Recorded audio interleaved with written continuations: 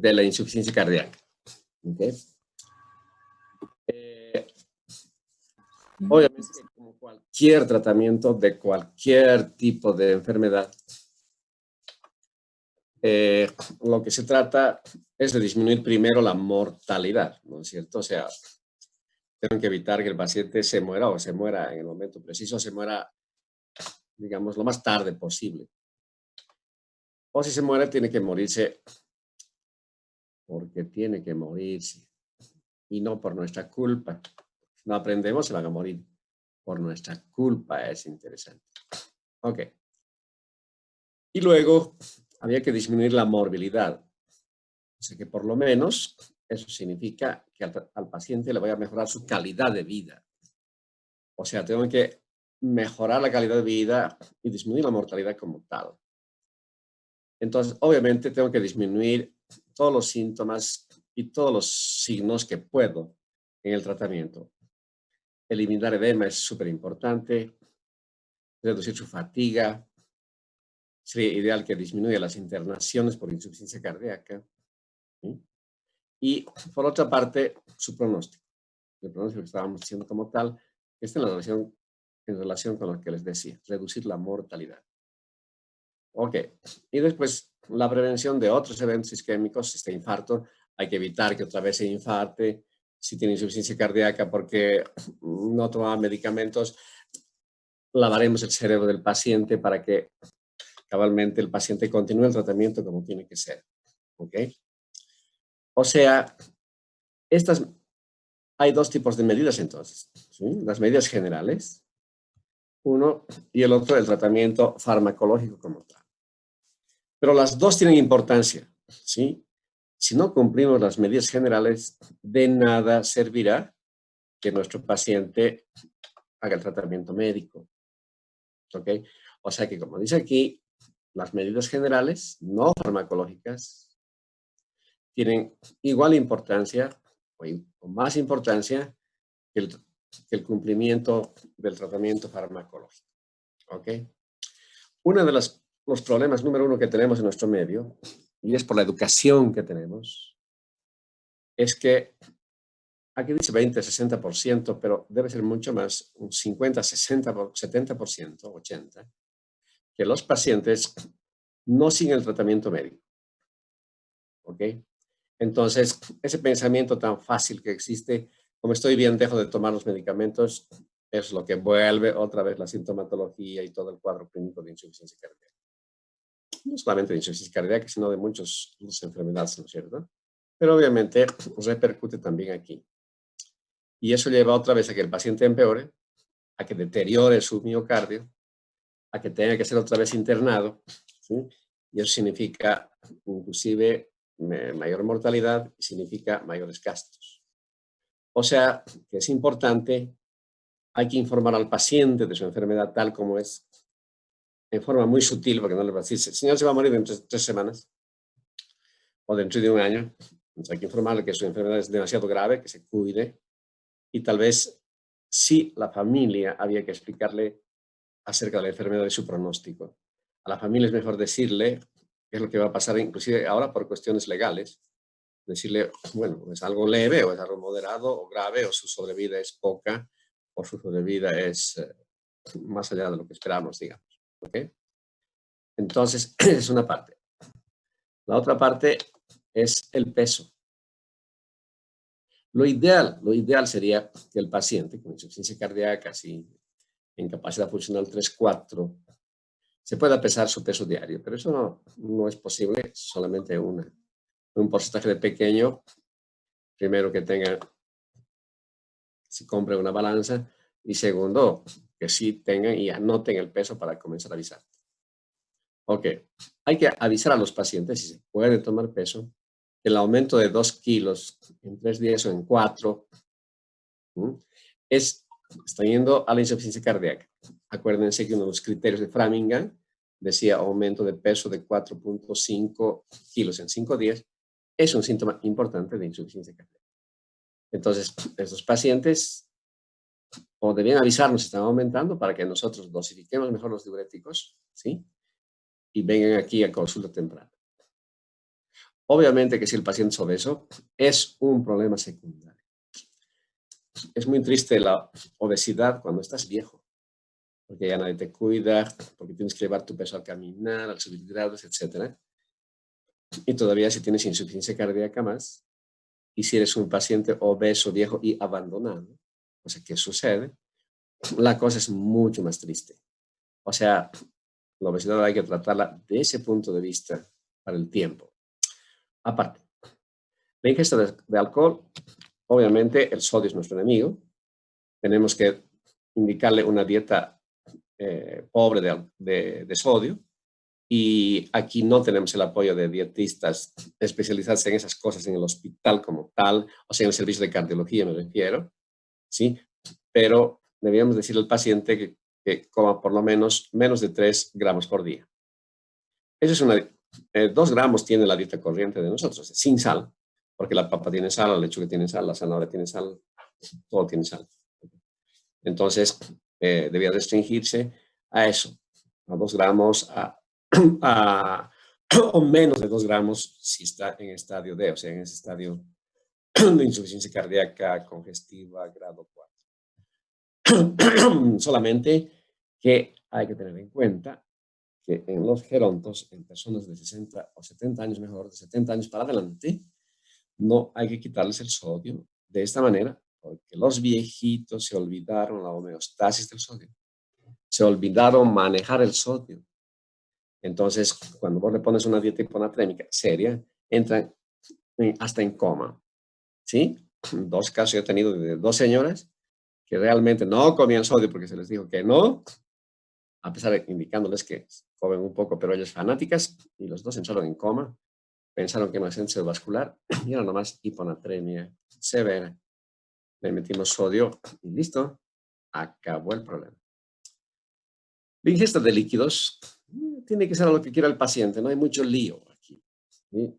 No hay nada que diga, señor, solo me tome 2 vasos de agua y yo voy a tener un beneficio clínico. No, no, para nada. Sí, en las insuficiencias cardíacas muy avanzadas, grado 3, 4, ¿sí? De disnea. A ellos sí es mejor disminuir, pero por lo menos no superar el 1,5 litro o 2 litros. Eso ya es suficiente, les contaré. Estamos hablando de líquidos en total. Su desayuno más su almuerzo, su sopa, chicha, etcétera, etcétera. Y el alcohol, obviamente, existe una miocardiopatía alcohólica, que es bien frecuente en Cuba, les contaré. Por razones obvias. Y obviamente estos pacientes tienen que estar con cero de alcohol, ¿no? Porque su etiología es el alcohol como tal. Aquí no tenemos muchos. Y se podría permitir al paciente, sí, consumir por lo menos unos 300 o un vaso de vino, ¿sí? O una lata de cerveza.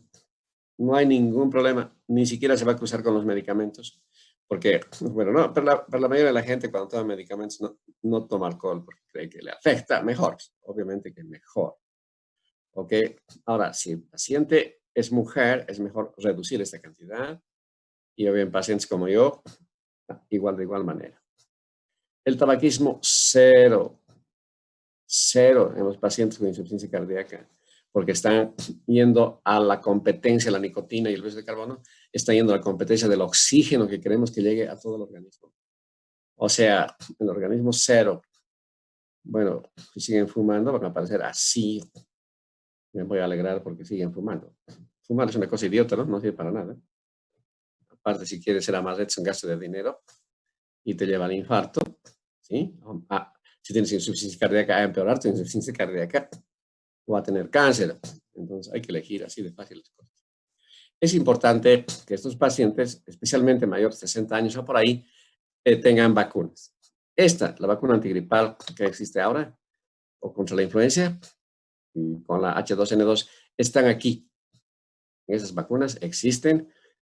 Inclusive si vas al Santa Bárbara, te pueden vacunar si eres adulto mayor con la vacuna. Y si se puede, había que repetir cada año la vacuna antineumocócica. Porque si te complicas con neumonía o con bronconeumonía o con influencia de verdad, las cosas sí empeoran. Empeoran muchísimo la insuficiencia cardíaca. O sea que hay que decirles que se vacunen. La actividad física va a depender de cada persona, de su propia enfermedad. ¿Ok? Si es un paciente estable, tranquilo, con disnea grado 1, entonces puede hacer una actividad aeróbica regular, podrá caminar, podrá correr un poquito. Pero obviamente que aquí ellos se autolimitan. ¿Cierto? Si tengo disnea grado 3 no voy a correr 7 cuadros. Para nada. Cada quien se va autolimitando en su esfuerzo. En los centros especializados en cardiología, por ejemplo, cuando yo estaba en la residencia, había un centro de rehabilitación cardiovascular. Ahí a los pacientes les enseñaba a mejorar su esfuerzo, a mejorar la tolerancia del esfuerzo, etcétera, etcétera. Especialmente a estos centros de rehabilitación entraban los pacientes con trasplante cardíaco porque pensaban que nunca más iban a hacer ejercicio y eso era completamente falso. Ok, o sea, como verán, son varios estas, estos, estas recomendaciones de los pacientes con insuficiencia cardíaca. Ahora, en cuanto a la actividad sexual, se dice que no es conveniente una actividad sexual totalmente ser en los pacientes con insuficiencia cardíaca. Se pueden acomodar a lo que puedan, primero. Y segundo, si el paciente es hombre, hay que indicarle a la mujer que tenga más actividad en el sexo que en el hombre. Eso es importante, especialmente los pacientes que tienen cardiopatía isquémica, hay que hablar sobre eso. Y el otro cuidado que hay que tener, si los pacientes utilizan Viagra, o sildenafil o tadalafil, tienen que tener, o sea, no pueden utilizar si tienen nitratos. Y vos puedes utilizar en el tratamiento dinitrato disosorbide, mononitrato disosorbide, que es un nitrato puro. Y los pacientes que toman estos nitratos con sildenafil se mueren, hacen hipotensión severa, porque el sildenafil es un vasodilatador potente, entonces hacen hipotensión y se mueren. O sea, eso hay que recomendar muy bien a estos pacientes nunca el sildenafil. Ok. Los trastornos del sueño son frecuentes. Obviamente, nosotros estamos hablando de ortopnea y es una alteración para el sueño. Estamos hablando de la disnea paroxística nocturna, ni que se diga. Y la cosa que vemos es que la mayoría de la gente que se queja de trastornos del sueño cuando tienen insuficiencia cardíaca son los pacientes obesos. Obviamente, cuando se recuestan, su diafragma todavía empuja más a los pulmones, entonces disminuye la saturación de oxígeno. ¿Ok? El otro problema está que cuando son machos y dejan el cigarro, hay que ser muy capaces, hay que tener mucha voluntad para dejar el tabaco cuando ya eres adicto, porque hay una adicción física y una adicción psíquica al tabaco. Y entonces sí, no pueden dormir, o los alcohólicos que están dejando de ser alcohólicos, los alcohólicos anónimos que no son tan anónimos. ¿Okay? Por último, no puedes decir que el viaje a Yotala, puedes decir que el viaje sin ningún problema, pero a Potosí ya es un problema. O sea, estoy yendo a La Paz, digamos, voy a vivir en Achumani, que es medio bajito, pero van a ir en auto.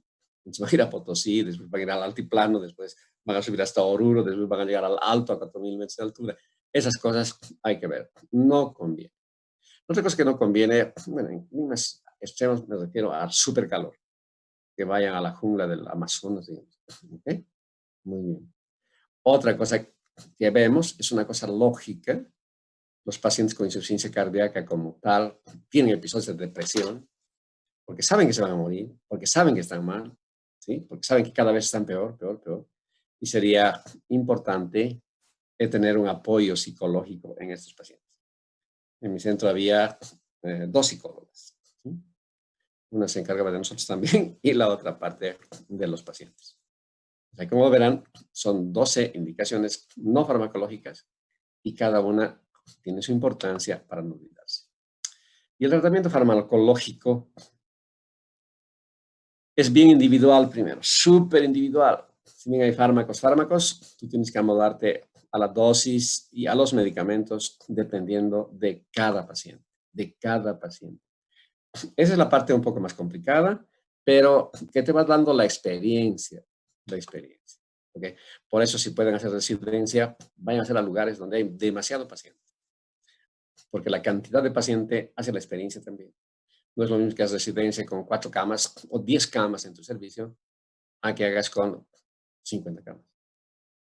En mi hospital había 3 pisos de 32 camas, o sea, 96 pacientes para vos. O sea que ahí podías ver lo que tú quieras. Esas son las ventajas. Y además había un sistema de enseñanza, cosa que está faltando un poco en nuestras residencias. No sé un poco, sino bastante en las residencias de algunos servicios. Ok. Entonces, los diuréticos son una base del tratamiento en la insuficiencia cardíaca. Ok. Muy bien. Eh, entre los diuréticos es mejor utilizar los de ASA. Aquí está la furosemida, por si acaso. ¿Sí? La furosemida. Lo bueno que cuando comienzas con diuréticos o estás con diuréticos, ¿sí? Produce una mejoría sintomática. O sea que aquí ya estoy mejorando no solamente el pronóstico del paciente, estoy mejorando su calidad de vida. ¿Ok? Entonces mejoran su capacidad de ejercicio, se sienten más, mejor, disminuyen o acaban con el edema y entonces se hospitalizan menos, etcétera, etcétera, y se sienten mucho mejor. ¿Ok? Muy bien, lo que hay que cuidar solamente en los diuréticos, acuérdense, de los diuréticos, especialmente la furosemida, pierde potasio, hay que estar muy atentos a la pérdida de potasio, ¿sí? Y entonces, si tienes así mínimos cuidados, obviamente vas a reducir las hospitalizaciones de tu paciente. Eso significa mejoría total. Ok. Es mejor comenzar con dosis bajas de muchos medicamentos, pero entre aquí los diuréticos, e ir aumentando dependiendo de la sintomatología o dependiendo del incremento de su insuficiencia cardíaca. Yo no le voy a dar 3 comprimidos de furosemida a un paciente en capacidad funcional 1. No tiene sentido. Voy a reservar esa dosis para más adelante, si es que tengo que utilizarla o no. Voy a utilizar, digamos, con medio comprimido de furosemida, medio comprimido de hidroclorotiazida, y después veo, valoro, ¿sí? Y entonces veo si aumento o no aumento. O sea, siempre estoy buscando una mejor dosis para cada paciente. Yo soy enemigo de dar 20.000 medicamentos. No me gusta. Me han enseñado así. O sea, que yo utilizo mientras la menos dosis, mucho mejor para el paciente. Entonces, la dosis debe ser súper individual para cada paciente. No hay reglas absolutas para el uso de los diuréticos. O sea, entre los diuréticos tengo estos, ¿ok? Que está la furosemida, vienen ampollas de 20 miligramos y en comprimidos de 40 miligramos. ¿Okay? Les dije, es la droga de elección número 1. Está la hidroclorotiazida, que sí es un poco más ahorrador de potasio, esa es su ventaja. Vienen comprimidos de 50 miligramos y de 25 miligramos. Y tú puedes utilizar la mitad de un comprimido para comenzar de hidroclorotiazida y nos va bien. El amiloride no lo encontramos suelto aquí, no hay solito en Bolivia. Viene en comprimidos de 5 miligramos, pero sí tenemos una ventaja. Tenemos en un solo comprimido la hidrocortiazida con el amiloride. Se llama Cofaretic, ¿sí? Cofaretic. El Cofaretic tiene 25 miligramos de hidrocortiazida y cabalmente 5 gramos de amiloride. Y los dos se potencializan. O sea, es bueno utilizar ese Cofaretic medio comprimido. Después tenemos la espironolactona, que viene en comprimidos de 25, 50 y 100 miligramos. Es un ahorrador bruto de potasio. Hay que tener mucho cuidado con todo lo contrario que produce la furosemida, pero generalmente unimos, ya van a ver, furosemida con espironolactona. Y no sabía. El otro También ASA es la metolazona. Vienen comprimidos de 2.5 y 5 miligramos. Y sí se puede utilizar metolazona más furosemida y se potencializan los dos también muy, muy bien.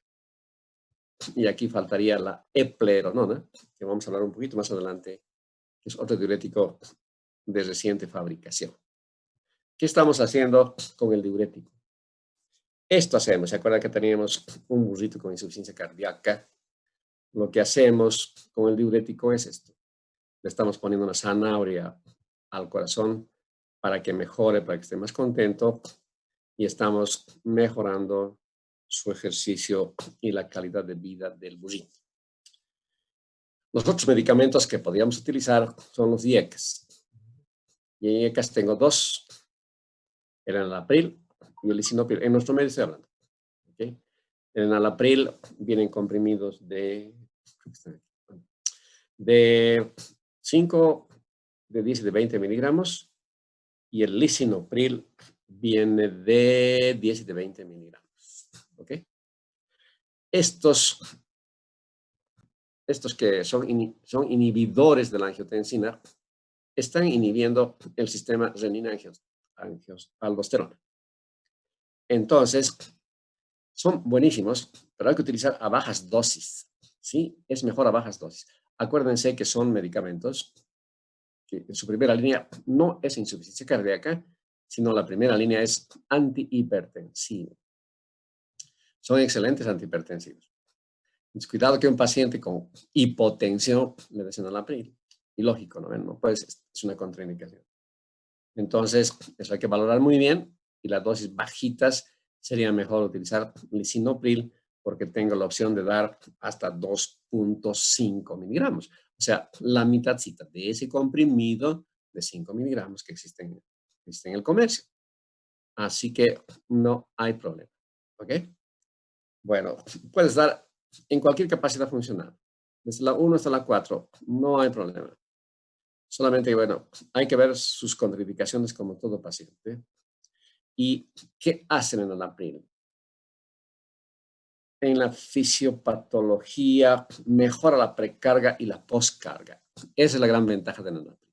¿Okay? Así que voy a mejorar a mi paciente si tolera el enalapril como tal. Ahora, si es un paciente hipertenso, aprovecho el pánico y le doy más enalapril. Inclusive puedo controlar su hipertensión con enalapril y estoy mejorando su insuficiencia cardíaca. ¿Ok? Así que es buenísimo. En resumidas cuentas. Ok. ¿Qué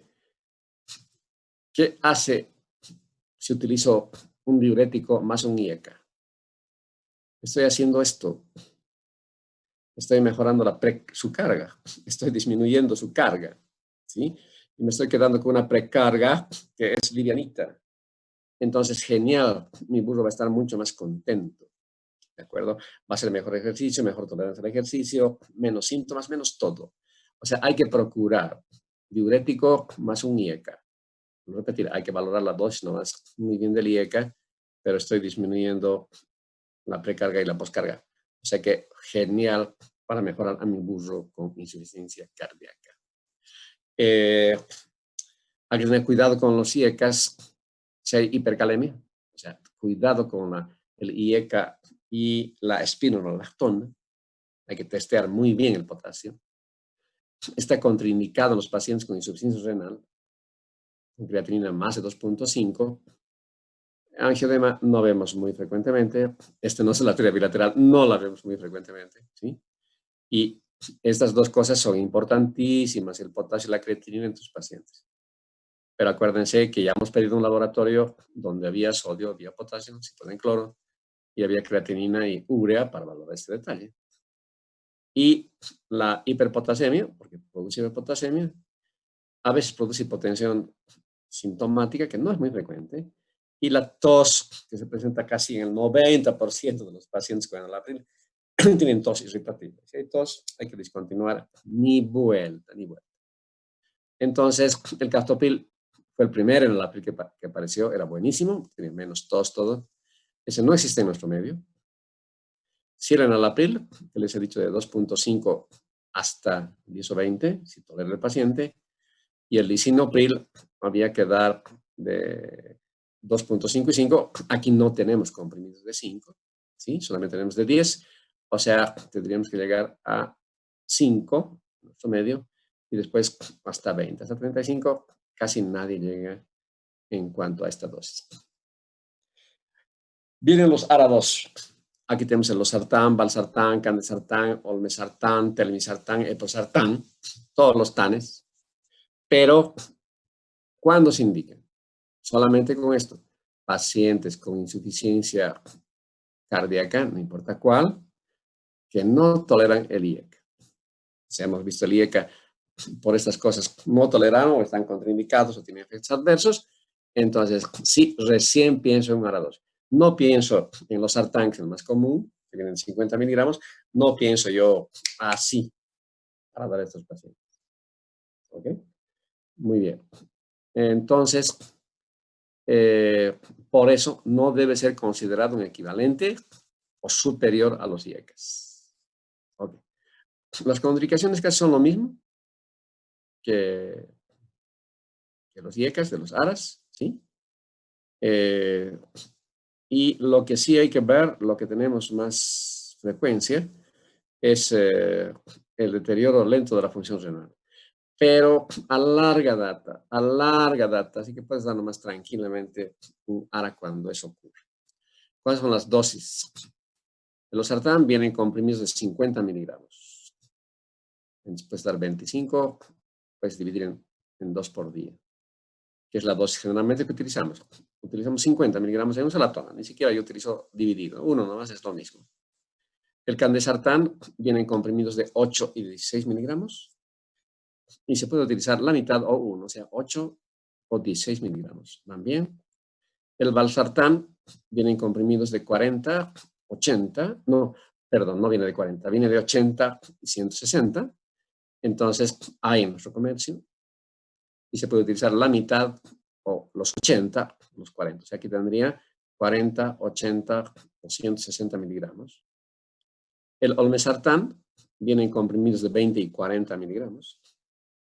Es difícil dividir hasta 5 miligramos. Generalmente se comienza con 10 miligramos y después llegas a 20, no llegas nunca a 40, es mucho. No se ve. En los pacientes chagásicos es muy difícil. El telmisartán viene en comprimidos de 80 y 160. La dosis inicial es 40 y generalmente nos subimos hasta 80. Y el leprosartán, no tengo experiencia con el leprosartán en la insuficiencia cardíaca. Tengo en el leprosartán, tengo en la hipertensión arterial, es buenísimo. Es un buen medicamento el leprosartán. Vienen comprimidos de 600 miligramos. Les vuelvo a repetir, no tengo la insuficiencia cardíaca. El problema del leprosartán es el precio. Creo que cuesta 11 bolivianos cada comprimido. Entonces el paciente con presión alta cuando va a la farmacia le sube la presión, pero toma el leprosartán y se le baja la presión. No hay mucho lío tampoco. Hay que tener un dinero X. Ok. Estos, los antagonistas de la aldosterona, me estoy refiriendo a este que tenemos aquí y también a este que apareció, a la espironolactona, ¿okay? Y la eplerenona. Entonces, a eso me refiero con antagonistas de la aldosterona. Estamos hablando de la espironolactona, que vienen comprimidos 25, de 50 y de 100 miligramos. Ok. Lo que pasa que es este medicamento está inhibiendo el sistema renina-angiotensina de una manera mucho mejor que cualquier otro medicamento. ¿Ok? Eso es lo que hace. Es un antagonista del sistema renina-angiotensina-aldosterona 1, aldosterona 2. Ya es complejo, ¿no? Entrar al sistema renina-angiotensina-aldosterona. ¿Ok? Entonces, es bueno, por eso se debe dar especialmente en insuficiencia cardíaca derecha. En insuficiencia cardíaca derecha, si vos das espironolactona, digamos, de 50 a 100 miligramos, y das furosemida en comprimidos, o sea, digamos 40 o 80 miligramos, es genial. Disminuye el edema, la sintomatología, la hepatomegalia, la citis, todo va mejorando con esos dos medicamentos unidos. Pero el beneficio mayor es la aldosterona, es el que está inhibiendo al sistema renina-angiotensina-aldosterona. Entonces se ha visto que la unión de aldosterona, bueno, mejor, aldosterona pura ya reduce la mortalidad y está disminuyendo las hospitalizaciones.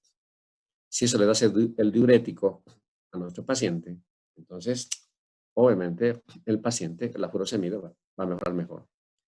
Y no tengo todavía experiencia con eplerenona. Vienen comprimidos de 25 y de 100 miligramos y dice que es superior a la espironolactona. Ha entrado no más de 6 meses y vino la pandemia, entonces de esto ni siquiera nos dan muestras actualmente. ¿Ok? Muy bien.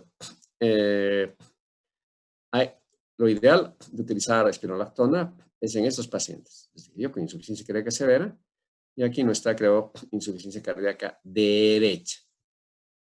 Y aquí dice en la literatura que la eplerenona en pacientes con síntomas leves.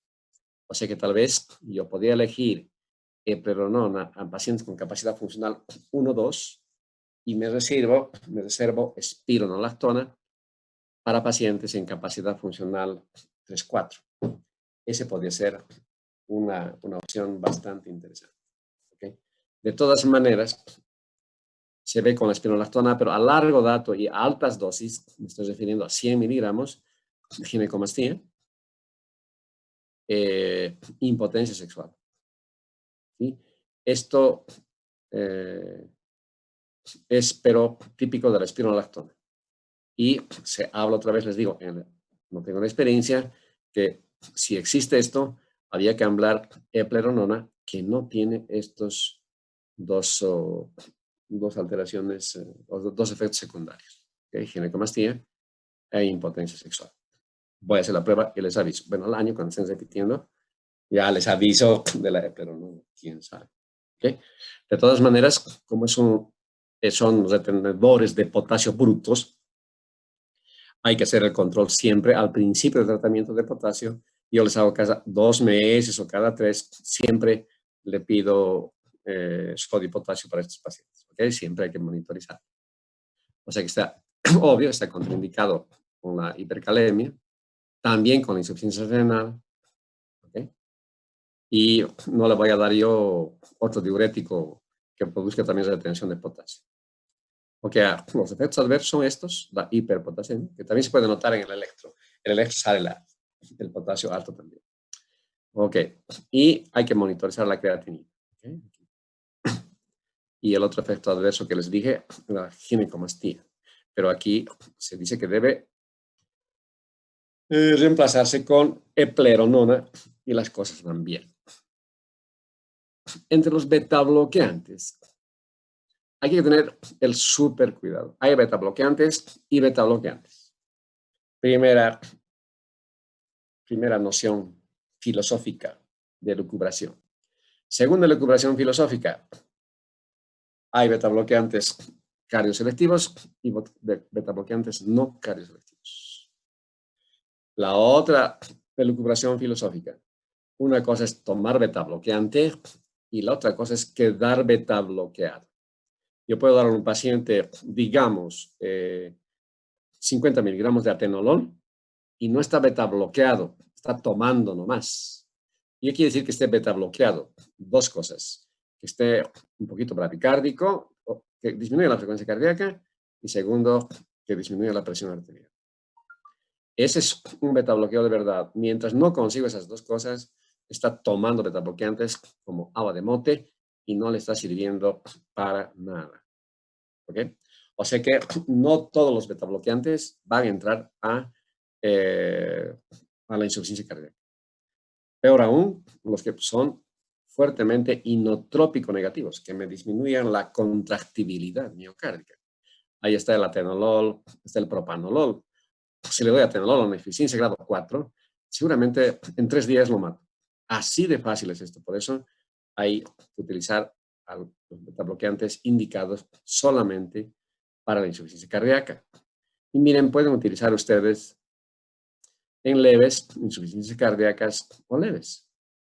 Claro, a no ser que, como todo, son contraindicaciones o no sean tolerados. ¿Qué pasa si le doy una baja dosis de un beta bloqueante y se hipotensa? No se tolera. Listo. o le doy un metabloqueante, a veces no sucede en los chagásicos, entonces se radicalizan mucho, entonces no tolero. O sea, la no tolerancia generalmente son esas cosas, que se hipotensen o que se radicalicen. ¿Ok? En los pacientes que han tenido infarto también va muy bien,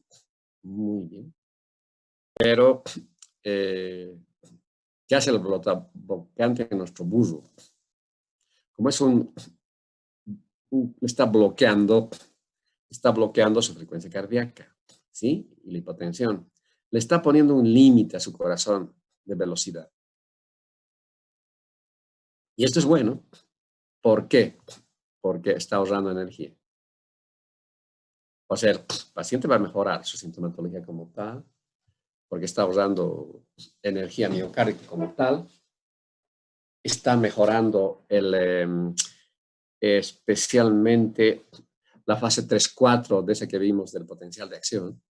Entonces el paciente se va a sentir mucho mejor. Un segundo, a ver, pasemos esto.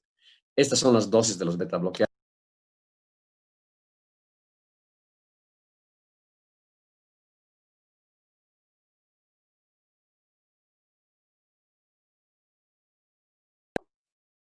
Ok, perdón. Mi perro quiere aprender cardiología y está aquí. Ok, entonces el mejor de todos, el que mejor se puede manejar es el carvedilol. Vienen comprimidos de 3.125, vienen comprimidos de 6.25 y viene en comprimidos de 12.5 y vienen comprimidos de 25. Les repito porque encuentran en el comercio ese beta bloqueante y es el que más se utiliza. Vienen comprimidos de 3.125 miligramos, vienen comprimidos de 6.50, 6.25, perdón, 6.25, vienen comprimidos de 12.5 y viene en comprimidos de 25. Entonces, ¿qué es lo que hacemos? Generalmente comenzar con dosis bajas. Ni siquiera 2 veces al día como está aquí, sino solamente 325. Una semana o 10 días y ves la tolerancia. Lo que les dije yo, veamos la tolerancia. Hipotensión o bradicardia. Si no se bradicaron, hicieron mucho, ni se hipotensan mucho, me subo a 6.25. ¿Ok? Me subo a 6. Si toleré el 6 en 2 a 3 semanas, me subo a 12.5. ¿Me entiende? Estoy subiendo lentamente y también voy a ver, cuando toleran bien, lentamente la mejoría del paciente en sus síntomas. O sea que es buenísimo. Además, si yo tuviese un paciente con miocardiopatía dilatada, que no tiene más de sobrevida de 3 a 5 años, si tolera el carvedilol, estoy doblando su sobrevida. O sea que por eso hay que intentar a todos los pacientes con insuficiencia cardíaca darles carvedilol. Ok, y les cuento que nunca he llegado a esa dosis en los pacientes chagásicos especialmente, nunca. Siempre me quedo en 12.5 y hay comprimidos de 12.5, no hay ningún problema. O si no, se compran de 25 y parten a la mitad, es un poquito más barato. Y no es caro el carvedilol. ¿Okay? Así que es el mejor. El otro de experiencia es este, el bisoprolol, que viene, esto está mal, vienen 5 y de 10 y se puede dar la mitad, 2.5 y 5 y 10. Generalmente con 5 nos va muy bien. Y yo tengo un poco más de experiencia con nebivolol también. Vienen comprimidos de 2.5 y 5 miligramos. Ahora ya ha entrado el de 10 y se puede dar estas dosis así bajitas, la mitad de este comprimidito primero y después va subiendo. Primero 1.25 miligramos porque se puede partir, después le subes a 2.5 y 5. Inclusive tengo pacientes con 10 miligramos de nebivolol. O sea que encuentro en el comercio las tres. El metoprolol yo utilizo un poco más en la estenosis mitral y en los pacientes de hipertensión no tengo experiencia con metoprolol en la insuficiencia cardíaca. Pero la más experiencia es el carvedilol, que es el mejor de todos. Porque es multidosis, esa es una ventaja. Ok. Se ha desaparecido aquí las cosas que estaba buscando. Muy bien. De todas maneras, el, el carvedilol o estos tipos de betabloqueantes están conectados en el asma, ¿sí? Produce vasoconstricción bronquial. En los bloqueos auriculoventricular de segundo o tercer grado, hay que tener mucho cuidado ya en el bloqueo de primer grado. Obviamente, como son betabloqueantes y producen bradicardia, hay que tener cuidado en la enfermedad del nodo sinusal. Hay que tener cuidado si ya tiene bradicardia el paciente, ¿ok? O, cosa que sucede, es esto. Tú le das a un paciente en capacidad funcional 3 y comienza a empeorar a casi funcional 4. Este detallito de empeoramiento de los síntomas, hay que tener un poco de paciencia, porque hemos visto que cuando le damos, empeoran un poco los primeros días, pero un poco nomás, no para morirse. Entonces, les decimos que tengan un poco de paciencia y después de los 10 a 15 días, el paciente va mejorando, mejorando, mejorando. Ese no es frecuente, no es frecuente. Debe ser un 10% de los pacientes que están empeorando los síntomas. Ahora, si en 10 días sigue la cosa mal, bueno, quítale, porque es un efecto adverso, ni vuelve. ¿Ok? La bradicardia también es otro efecto. Y claro, como es un antihipertensivo, también produce hipotensión. Este es un medicamento genial. Ya va a entrar en el comercio. Es la ibabradina. Es tal vez uno de los mejores medicamentos para dar en la insuficiencia cardíaca.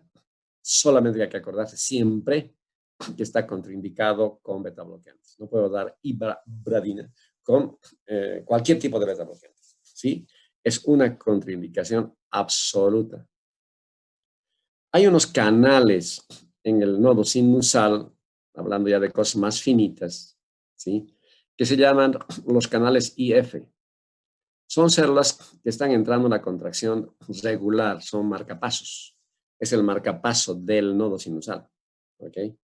Y entonces, la ibabradina lo que hace es abrir un poco más estos canales. Y al abrir los canales de marcapaseo del nodo sinusal, está mejorando, ¿sí? Está mejorando a nivel sinusal, está mejorando el potencial de acción. Este es un potencial de acción igual que el que hemos visto. Hemos visto no solamente uno más bonito. Este tipo, que es real, de potencial de acción, es el potencial del nodo sinusal.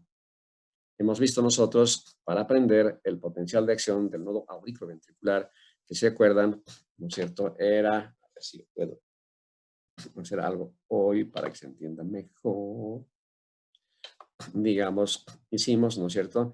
De menos 70, era así, después subía bruscamente hasta, digamos, más 20, de ahí hacía una meseta, y de la meseta caía y así, así, eso hemos visto con ustedes, ¿no es cierto? Aquí la fase 0, la fase 1, la fase 2, la fase 3 y la fase 4. En el nodo sinusal, esta es la imagen de lo mismo, de lo mismo. ¿Y qué está haciendo este medicamento, la ibabradina? Está alargando el periodo 4, porque este es el 3 y este es el periodo 4, este. Y la ibabradina comienza a alargar esta partecita. Y lo que hace esta parte, porque esta es la sístole y esta va a ser la diástole, reduce la pendiente diastólica. Y esta reducción de la pendiente diastólica en las células del marcapaso que estamos viendo mejoran la diástole, una diástole mucho más larga. Y después, como la ley de Starling, a mayor diástole, a mayor dilatación, mayor contracción. Pero no solamente es ley de Starling que está modificando, está modificando todos los tiempos. ¿Se dan cuenta? Esta es la gráfica normal y la ibabradina la está alargando. Entonces, por eso también está reduciendo la frecuencia cardíaca. Pero este detallito tan simple, fisiopatológico, de alargar la despolarización diastólica, mejora la contractibilidad del miocardio. Punto. O sea que estamos mejorando al nodo sinusal. Y mejorar al nodo sinusal es un éxito al final de cuentas. ¿Ok? Es un éxito. Entonces, esa es la labor de la famosa ibabradina. ¿Ok? O sea que es uno de los medicamentos de elección de nuestros pacientes. Mire, reduce la mortalidad en un 35% de los pacientes. ¿Ok? Eso es buenísimo, eso es buenísimo. Ok. Entonces, vienen comprimidos de 5 y vienen comprimidos de 15 miligramos de ibradamina y se puede dar 5, inclusive puede darse dividido en 2 la dosis de 15 miligramos. ¿Ok? Eso está súper interesante. Dice que produce náuseas y vómitos, que no es muy frecuente. Alteraciones borrosas cuando se sube mucho la dosis. De trastornos psiquiátricos, esto dice que no es muy frecuente. El trastorno psiquiátrico más frecuente es alteración del sueño, más o menos, y obsesión con algunas cosas. Y por ahí, en broma hablando, tu suegra te parece buenísima, así que ese debe ser un trastorno psiquiátrico serio. La bradicardia, y si son pacientes con fibrilación auricular transitoria, o sea, que aparezcan y desaparezcan, aparezcan y desaparezcan, eso se llama una fibrilación transitoria, entonces aumenta la incidencia. O sea, habrá que ver todos los efectos adversos en quiénes se presenta y cómo se presenta. Ok, así que es una droga del futuro en este momento en Sucre. Ok, la digoxina famosa, digoxina cada vez menos usada. En algunos países ya no hay digoxina, pero la digoxina, lo mejor de la digoxina es el tratamiento de la fibrilación auricular de alta respuesta ventricular. Ahí tenemos las 3 R's de la digoxina. Retarda, me conviene porque el paciente está taquicárdico. Regula, me conviene porque la fibrilación auricular es irregular. Y refuerza porque la fibrilación auricular está deteriorando el miocardio. ¿Okay? O sea que la digoxina prácticamente ahora está indicada solamente en pacientes con fibrilación auricular de alta respuesta ventricular. Los pacientes con ritmo sinusal, ¿sí? No se ha visto ahora en la realidad lo que dice aquí, que reducen las internaciones por insuficiencia cardíaca. O sea, pacientes con ritmo sinusal. Prefiero utilizar otros medicamentos, ¿sí? Prefiero utilizar otros y no la digoxina. Ahí anda la digoxina todavía viviendo como tal, ¿sí? Así que desde el año 1543, imagínense la primera descripción de este Fuchs fue ese año, ¿ok? Así es la digoxina, bonita, por eso fue llamada la hierba con flores de dedal. ¿Okay? Y el que encontró ya una cosa mucho más seria de las propiedades cardíacas fue en 1897 de Kushny, ¿sí? Que ya demostró en vivo en un pobre perro, demostró las acciones de la digoxina. Vienen comprimidos y en ampollas de 0.25 miligramos. Y la dosis diaria oral es esta, 0.25. Hay que tener cuidado también con la función renal y hay que tener cuidado con la hipocalemia, que son malos chicos. Las contraindicaciones, bloqueo de segundo y tercero, sin marcapaso. La bradicardia, ahora porque retarda, está contraindicada en el Wall Parkinson White y en el von Grain-Levan, que son síndromes de cortocircuito dentro del corazón. ¿Ok? Muy bien. Entonces, lo que más vemos como efecto adverso de la digoxina no son los bloqueos porque los vamos chequeando, sino náuseas, vómitos, anorexia y disturbios visuales. ¿Ok? Eso es típico. O sea, pero lo más que vemos. Pero lo que más vemos ya es náuseas y vómitos, ya estamos atentos a ver qué habrá pasado con nuestra digoxina y lastimosamente en Sucre no tenemos dosificación de digoxina, que sería lo ideal. Así supiéramos exactamente cuánta digoxina le vamos a dar a nuestro paciente. Otro detalle está en que la digoxina en los adultos, debe ser siendo más allá de los 65 años o 70 años, produce retención por la misma edad, por la función renal que ya no es la misma. Entonces, es mejor dar digoxina de lunes a viernes. Sábado y domingo no les das. Listo. Con ese mínimo detalle, no dar sábado y domingo, estoy evitando la toxicidad por la digoxina. ¿Ok? Bueno, el otro fármaco ideal es la dopamina. La dopa también, pero la dopamina es genial para aquellos pacientes con insuficiencia cardíaca 3, 4 que tienes que internarlos. Les he dado otros medicamentos y no han respondido. Entonces, hay que darles dopamina. La dopamina viene en ampollas de 250, de 50, 100 y 200 miligramos. Hay que reunir 400 miligramos en solución glucosada de 500 y después la dosificación se hace por gamas kilo peso minuto. La ventaja es que la dopamina tiene efecto alfa y tiene efecto beta. ¿Qué quiere decir? Alfa, vasodilatador brutal. Acuérdense que tengo resistencia vascular pulmonar aumentada y tengo resistencia vascular periférica aumentada en la insuficiencia cardíaca. Eso vimos en la fisiopatología simple. Entonces, si utilizo el efecto alfa, maravilla, ¿no? Puedo tener mejor las dos resistencias y estoy mejorando la precarga y la poscarga.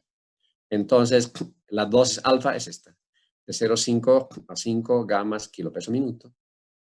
Y tengo un efecto beta, y que utilizo en los pacientes bradicárdicos. Aquí puede ser taquicardia, puede producir esto. Aquí, el efecto beta es vasoconstrictor. O sea, aquí escojo al paciente con hipotensión arterial. Está muy hipotenso, que está un poco bradicárdico.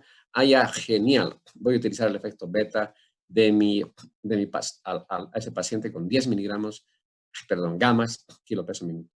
Pero puedo utilizar efecto alfa y beta y puedo jugar entre 5 a 10 gamas por minuto. Eso es lo que generalmente hacemos. Jugar con esto. Jugar con 5 a 10 gamas kilo peso minuto. Y los pacientes mejoran muchísimo. Les vuelvo a repetir que hay que chequear muy bien la taquicardia. A veces con dosis bajitas produce taquicardia. Y si produce taquicardia, me paso a la dobutamina, que puedo utilizar de 2 a 10 gramos kilo peso minuto, pero mejores efectos para la insuficiencia cardíaca es la dopa. Bueno, entonces ahí quedaríamos en tratamiento antitrombótico y finalizaríamos el tratamiento ya la próxima clase. Muy bien, entonces eso es todo por hoy.